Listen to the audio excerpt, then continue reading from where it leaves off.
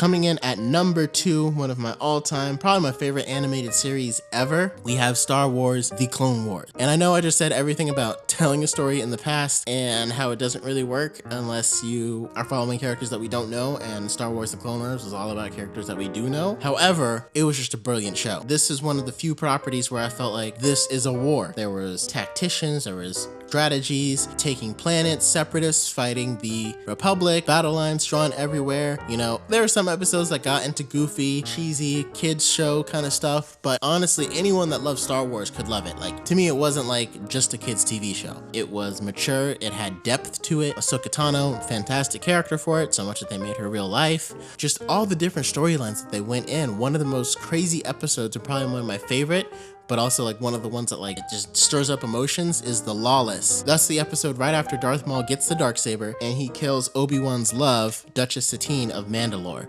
and kind of sends Mandalore into a whole flux. And he makes Obi-Wan watch. But then at the end of the episode, Palpatine senses that Maul is getting too strong, and then he comes over there and just wipes the floor with him and kills his brother Savage Opress. And that episode, The Lawless, like, to me, the way they illustrated the darkness and the ruthlessness of the dark side was so powerful and so deep. They made Maul absolutely consumed by this rage and revenge against Obi-Wan Kenobi, tear apart his life, and then at the end of the day, his brother gets taken from him by his own master using the dark side because he's just so powerful and doesn't want anyone to rival his power. And that's just a small sample size. And to me, Sean Chandler, after watching his videos, he mentioned that we needed to see more of Anakin and Obi-Wan's friendship, you know, their bond as brothers in the first 2 prequels. And I agree, we did need to see more of that, and we got it in Star Wars: The Clone Wars. Seeing them interact was funny, it was great. They always had quips for each other, and I think it's just one of those shows that was done so